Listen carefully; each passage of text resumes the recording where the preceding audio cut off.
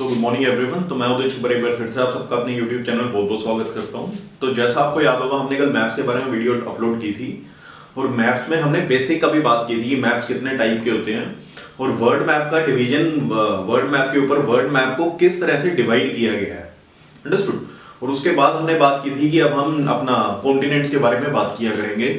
और next video जो हमने बात करने की स्टार्ट की थी वो की थी नॉर्थ अमेरिका की। अंडरस्टूड। तो इतना तो था हमारा ये रिकैप कि हमने लास्ट वीडियो में क्या बात की है। तो आज जो हम बात करेंगे वो हम बात करेंगे नॉर्थ अमेरिका के बारे में। तो नॉर्थ अमेरिका हमारा फर्स्ट कॉन्टिनेंट है। अगर आप वर्ल्ड मैप पे भी देखो तो नॉर्थ अमेरिका यहाँ पे आता है, देन साउथ अमेरिका। तो इस वे में हम चलेंगे यहां से ना। अंडरस्टूड। तो इस डायरेक्शन में अगर स्टार्ट करें तो सबसे फर्स्ट आता है नॉर्थ अमेरिका, जिसके बारे में हमने आज बात करनी है। ओके, तो चलिए स्टार्ट करते हैं। सबसे पहले तो हमने जो वर्ल्ड मैप को डिवाइड किया था उससे पहले हमने एक बार ज्योग्राफी में बात की थी। जो हमारा ग्लोब है, अगर मैं अर्थ को एक 2D में बनाऊं तो 2D में अर्थ को हमने किस तरह से डिवाइड किया गया है। तो 2D में अगर मैं अर्थ की बात करता हूं तो सेंटर में आता है आपका इक्वेटर। अंडरस्टूड। 0 डिग्री पे। अब इक्वेटर के दोनों साइड ट्रॉपिक ऑफ कैंसर, अगर आप नॉर्थ में जाओगे, यहां पे आपका नॉर्थ है, यहां पे आपका साउथ है, ये आपका साउथ पोल है, ये आपका नॉर्थ पोल है। ओके। तो जैसे आप नॉर्थ में जाओगे तो नॉर्थ में 30 डिग्री पे आपका आता है ट्रॉपिक ऑफ कैंसर। साउथ में आप आते हो तो साउथ में आता है ट्रॉपिक ऑफ कैंसर और ट्रॉपिक ऑफ कैप्रिकॉर्न। मींस एक 30 डिग्री नॉर्थ पे आपका ट्रॉपिक ऑफ कैंसर है, 30 डिग्री साउथ पे आपका ट्रॉपिक ऑफ कैप्रिकॉर्न है। अंडरस्टूड। उसके और आप बियॉन्ड जाते हो तो 60 डिग्री पे आर्कटिक सर्कल आता है नॉर्थ पे और साउथ में 60 डिग्री पे अंटार्कटिक सर्कल आता है। अंडरस्टूड। तो ये हमारा क्लासिफिकेशन है ग्लोब का जब हम उसको 2D में बनाते हैं। तो मेजरली यहां से क्वेश्चन कई आते हैं कि आपकी ऐसी कौन सी कंट्रीज हैं जिसमें से इक्वेटर पास होता है। मींस इक्वेटर अगर सेंटर में है तो इक्वेटर किन किन कंट्रीज से पास होता है, ये क्वेश्चन बहुत बार आया हुआ है। तो इसीलिए मैंने कहा कि सबसे पहले हम कॉन्टिनेंट की बात करेंगे। तो सबसे पहले मैं आपको बता दूं कि हमने जिसके बारे में बात करना है वो हमारा कॉन्टिनेंट यहां पे लाई करता है। ओके।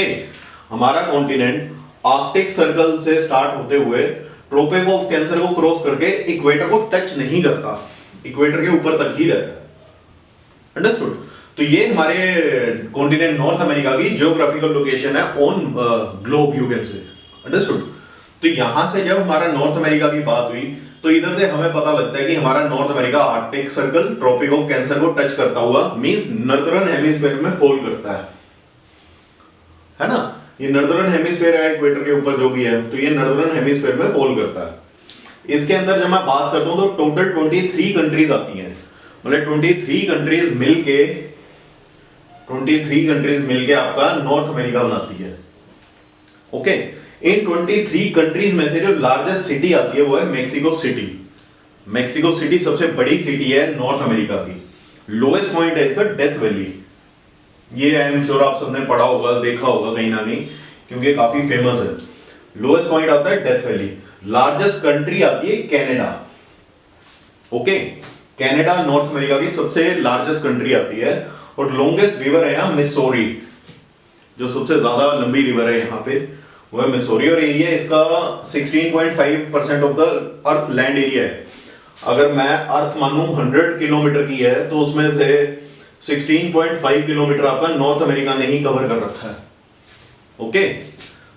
तो ये इसका कंट्रीब्यूशन है in terms of land area. Land area में 16.5% आपका नॉर्थ अमेरिका का एरिया कवर है। अंडरस्टूड। तो ये तो बेसिक था जो आपको डायरेक्ट क्वेश्चन आ सकता है अगर आप टिक मार्क करना चाहें, आपको बेसिक पता हो। ओके। तो अभी हमने नॉर्थ अमेरिका के बारे में बेसिक जाना है कि नॉर्थ अमेरिका में क्या चीज है, कौन सा मेजर सिटीज हैं, कितनी कंट्रीज हैं उसके अंदर। ओके। तो अब हम स्पेसिफिकली नॉर्थ अमेरिका के बारे में बात करेंगे, इस कॉन्टिनेंट के बारे में।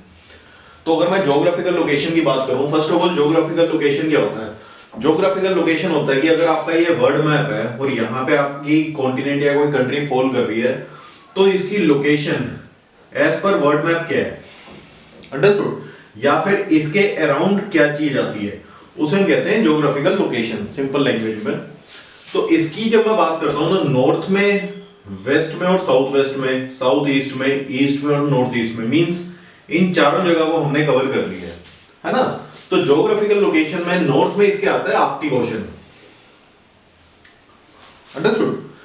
वेस्ट और साउथ वेस्ट मींस वेस्ट और साउथ वेस्ट, वेस्ट और साउथ वेस्ट में आता है Pacific Ocean.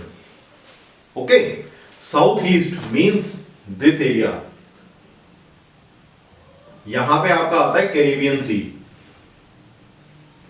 Okay, east Atlantic Ocean and north east means this area Labrador Sea. Understood? तो ज्योग्राफिकल लोकेशन के हिसाब से जो मैंने यहाँ पे आपको समझाने के लिए एक 2D में नॉर्थ अमेरिका का सिंपल लैंग्वेज में ड्रॉ किया है ताकि आपको समझ आए कि बेसिकली नॉर्थ अमेरिका है क्या। तो उसमें सबसे पहले तो हमने पैसिफिक ओशन की बात कर ली, इसके इधर इस साइड आपका वेस्ट साइड में है पैसिफिक ओशन। और जब आप पैसिफिक ओशन को देखो अगर वर्ल्ड मैप पे, यहाँ पे अगर पैसिफिक ओशन है तो ये घूम के चाइना की तरफ भी पैसिफिक ओशन आता है क्योंकि ये बेसिकली राउंड है ना, ग्लोब है। तो ये वाला एरिया पैसिफिक ओशन आ गया आपका, इस साइड अटलांटिक ओशन है, देन आर्कटिक ओशन है। सबसे पहले हम ओशंस की बात करेंगे। कंट्रीज की बात करूं तो यहां पे आपकी सबसे बड़ी कंट्री जो यहां आती है वो आती है कनाडा, और ये भी कनाडा का ही पार्ट है, आपस में ज्वाइंट नहीं है। जस्ट आपको समझाने के लिए मैंने थोड़ा इस तरह से ओवरव्यू बनाया हुआ। कनाडा के टोटल इसमें 23 कंट्रीज है, तो जो मेजर है वही मैंने यहाँ पे ड्रॉ किए, जैसे कनाडा की, देन यूएस एक अपनी कंट्री है इसमें, यूएस ये भी पार्ट ऑफ यूएस है। अंडरस्टूड? देन यहाँ पे आता है मेक्सिको। मेक्सिको काफी फेमस है, मतलब जैसे इलीगल इमिग्रेंट्स या जो भी जाते हैं तो वो फर्स्ट ऑफ ऑल मेक्सिको ही जाते हैं। और सबसे मेजर यहाँ पे है कि जो मेक्सिको सिटी है वो सबसे बड़ी सिटी है नॉर्थ अमेरिका की। अंडरस्टूड? जो हमने यहाँ पे भी बात की है, लार्जेस्ट सिटी जो है मेक्सिको सिटी रहती है।